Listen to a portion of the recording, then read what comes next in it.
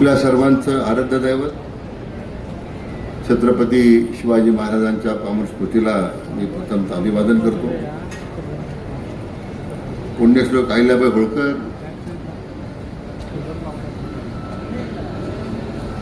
राजमाता जिजाऊ माँसाहेब, क्रांतिज्योती सावित्रीबाई फुले यांच्याही पवित्र स्मृतीला मी अभिवादन करतो.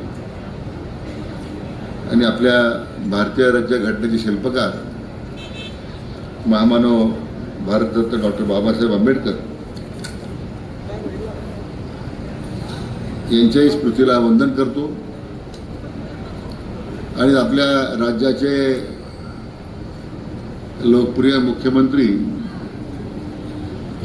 राजस्थानचे राज्यपाल आणि या महाराष्ट्राचा ज्यांच्या मार्गदर्शनाखाली कायकल्प झाला ते स्वर्गीय वसंतदादा पाटलांची आज पुण्यतिथी आहे.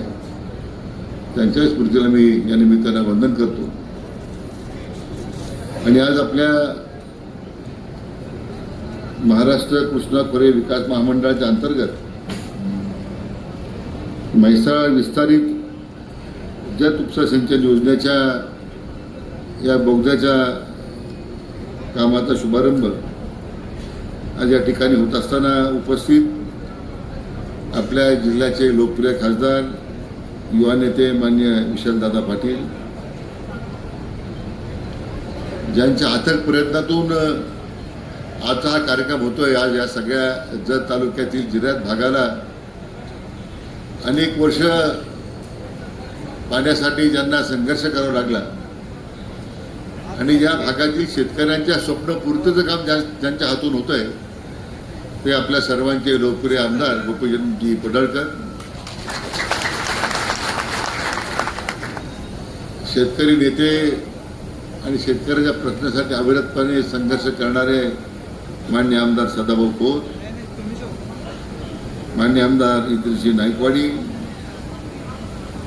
पलुसर या परिसरातील या दुष्काळी भागाचा पूर्णपणे कायापालट करणारे माजी आमदार मान्य पृथ्वीराज देशमुख,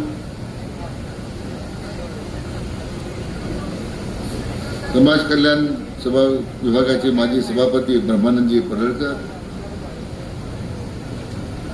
तो सुमनताई खाडे, जिल्हा बँकेचे संचालक बाळासाहेब होनमोरे, माननीय स्वातीताई खाडे, महिला मोर्चाच्या अध्यक्षा, आपल्या या गावच्या सरपंच सौ जयश्रीताई पाटील,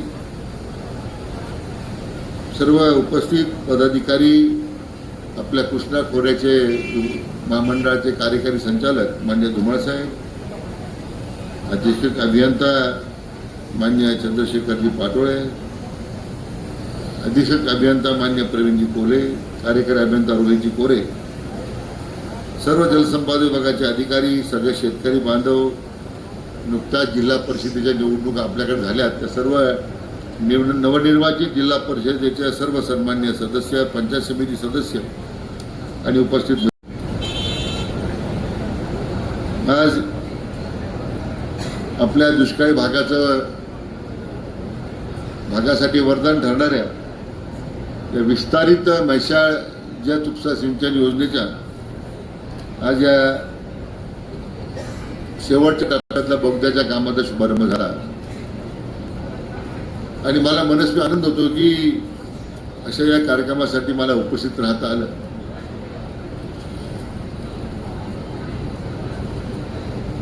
मला प्रथमतः माझे मित्र आणि या भागाच्या करता अविरतपणे संघर्ष करणारे माझे विधानसभेचे सहकारी आमदार गोपीचंदजी पडळकर यांनी या प्रकल्पाकरता अविरतपणे मेहनत घेतली, परिश्रम घेतले. त्यांचं मी आपल्या सगळ्या शेतकरी बांधवांच्या वतीने मनपूर्वक अभिनंदन करतो. तर त्यांची भारतीय जनता पक्षाच्या राज्यपती, राज्याच्या प्रदेश उपाध्यक्षपदी निवड झाली म्हणून सुद्धा त्यांचं मनापासून अभिनंदन करतो. मित्रो, या कृष्णा खोऱ्याची स्थापना 84-85 ला झाली आणि लोकांना 10-15 वर्ष पाण्यासाठी सातत्याने वाट पाहावी लागली. आज स्वर्गीय दादांची, वसंतदादांची पुण्यतिथी आहे. आज एवढा विशाल दृष्टिकोन असणारा नेता, ज्यांनी संपूर्ण महाराष्ट्रामध्ये आपल्या स्वतःच्या कर्तृत्वानं एक आपल्या स्वतःची वेगळी ओळख निर्माण केली. सहकारी कारखानदारी असेल, त्या भागातील दुष्काळी भागाला पाणी द्यायचा प्रश्न असेल, आदरणीय दादांनी आयुष्यभर संघर्ष केला. दादांच्या कामामध्ये अनेक लोकांनी अडथळे आणले. थेट मुख्यमंत्रीपदी घालवण्यापासून लोकांनी उद्योग केले, परंतु दादा डगमगले नाही. त्यांच्या शेवटच्या श्वासापर्यंत तुमच्या आमच्या सारख्या लोकांसाठी दादा अविरतपणे झटत राहिले, हे महाराष्ट्राने पाहिलेलं आहे. आणि म्हणून ह्या सांगण्याचं तात्पर्य की कृष्णा खोऱ्याची स्थापना होण्याच्या पूर्वी या योजनेला मान्यता मिळाली आणि त्याच्यावर मला वाटतं महाराष्ट्रातल्या राज्यकर्त्यांनी, जाणता राजांनी 2-3 निवडणुका काढल्या. मला आठवतं मनोहर जोशी राज्याचे मुख्यमंत्री झाले 95ला आणि मग या दुष्काळी भागासाठी पाणी उपलब्ध करून देण्यासंदर्भात त्यांनी कृष्णा खोरे महामंडळाची घोषणा केली. त्यावेळी मनोहर जोशींवर टीका झाली की यांना भुईमुगाच्या शेंगा खाली येतात का वर येतात माहीत नाही. कारण ज्यांना भुईमुगाच्या शेंगा कुठं येतात ते माहीत असताना त्यांनी हा सगळा भाग दुष्काळी ठेवला. सांगली, सातारा,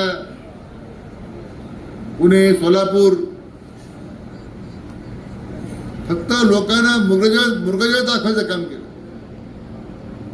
माझ्याकडे एक धरण निळवंडे, 78 साली निळवंड्याचं भूमिपूजन झालं आमच्या जाणत्या राजाकडून आणि तब्बल त्यानंतर 4 वेळा भूमिपूजन केलं आणि 4 वेळा आम्हाला विरोध करायचा म्हणून प्रत्येक निवडणुकीत द्यायचं आणि भूमिपूजन करायचं, पण लोकांनी त्यांना कधी साथ केली नाही.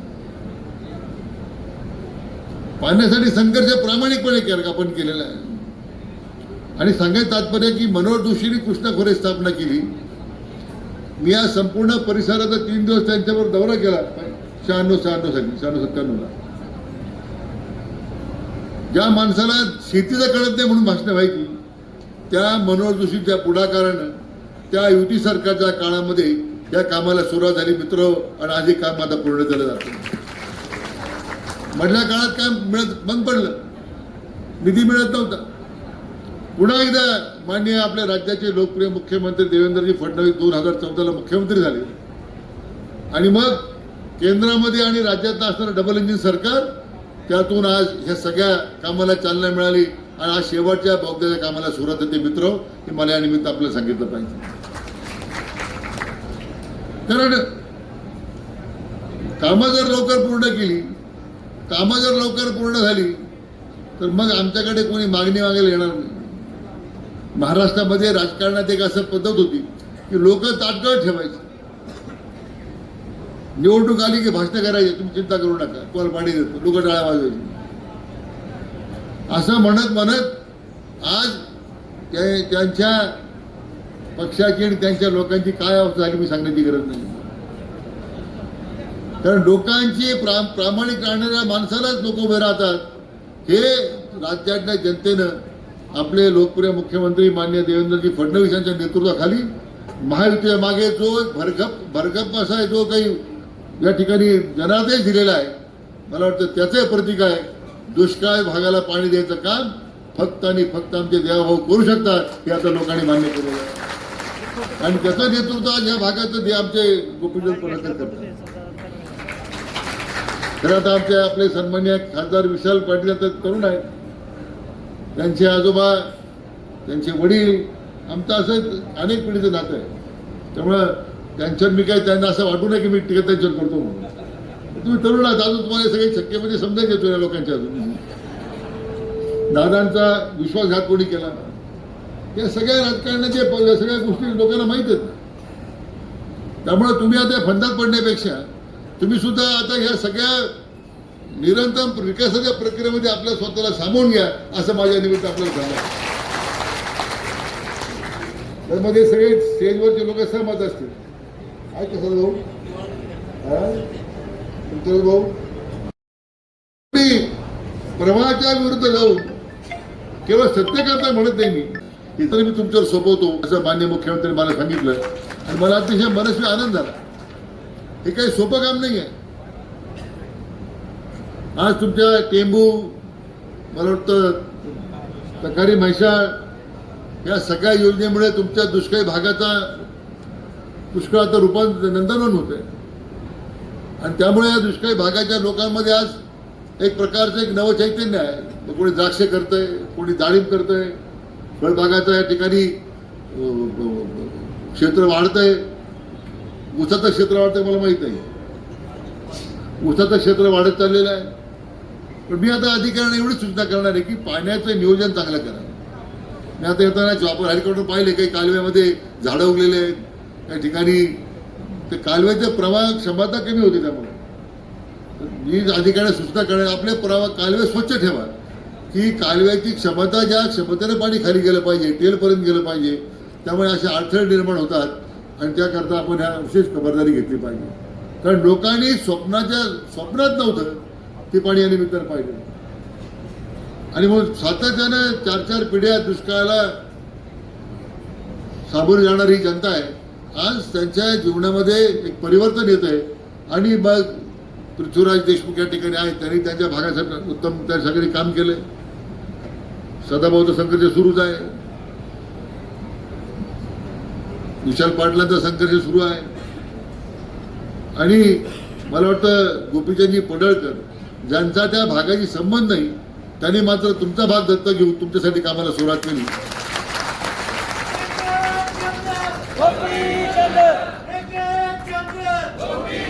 काल आपले माजी मंत्री खाडे साहेबांशी मी बोललो, पुढे नियोजित कार्यक्रम होता, पण ते म्हणले फाटले साहेब अतिशय वेगाने काम झालं पाहिजे. आमचा जिल्हा आता पूर्ण बागायत होतो की त्यांनी सुद्धा आमच्या विभागाच्या कामाबद्दल समाधान व्यक्त केलं. स्वतः आदरणीय खाडीताई या ठिकाणी उपस्थित आहे. मित्रो, मी काय फार आपला वेळ घेणार नाही. हे कृष्णा खोऱ्याचं काम सुरू करताना पहिल्यांदा कर्जरोख्याने आपण सुरुवात केली आणि आज कृष्णा खोऱ्याचं काम पूर्णतेला जात आहे. पडळकर साहेबांची जी मागणी होती की 350 ते 400 क्युसेक्स पर्यंत हे पाणी तुम्हाला लागणार आहे, त्यामुळे 28,000 क्षेत्र त्या ठिकाणी भिजणार आहे. मी आपल्याला सांगू इच्छितो की ज्या 2 लाईन आपण केलेल्या आहेत, 3ऱ्या लाईनला सुद्धा मी आता मंजुरी देऊन टाकतो. आपण त्या कामाला सुरुवात म्हणजे त्यामुळे त्याशिवाय पाणी मिळणार नाही. पाणी उपलब्ध आहे आपल्याकडे आणि ते तेव्हा तुमच्या या काय मागणी आहे 3ऱ्या लाईनची ती आपण आज मान्य करू. त्यामध्ये कुठल्या प्रकारची आता तांत्रिक अडचण नाही. आम्ही लगेच त्याला कशी मान्यता देऊन कामाला सुरुवात करता येईल. आपल्या खरं म्हणजे 25-26च्या बजेटला आपल्या योजनेकरता 460 कोटी उपलब्ध होते आणि आता 26-27च्या बजेट आता येईल. त्यासाठी किती प्रस्तावित केले बजेट फिगर आल्यानंतर तुम्हाला कळेल. नाही तर अर्थसंकल्प फुटला पण माझ्या बाहेर पाहायला पाहिजे.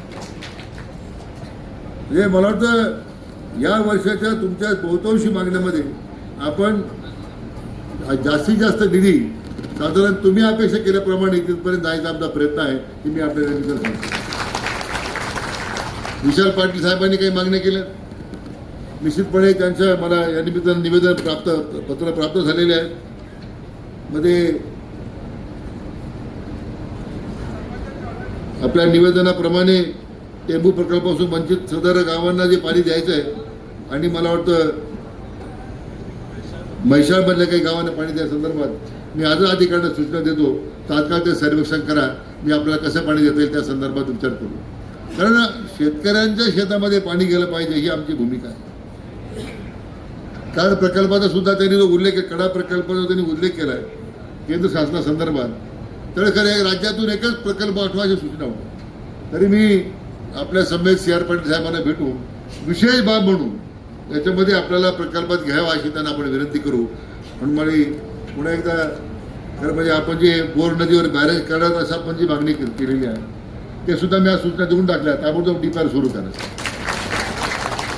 जिथे जिथं पाणी अडवता येईल आणि दुष्काळी भागाला पाणी देता येईल त्या ठिकाणी पडळकर साहेब निधी कमी पडणार नाही. आणि म्हणून त्या दृष्टीने माझी अपेक्षा एवढीच आहे की जे पाण्याचं नियोजन होत चाललेलं आहे जी आता पीडीएल मार्फत योजनेचं काम सुरू आहे ते चांगलं झालं पाहिजे.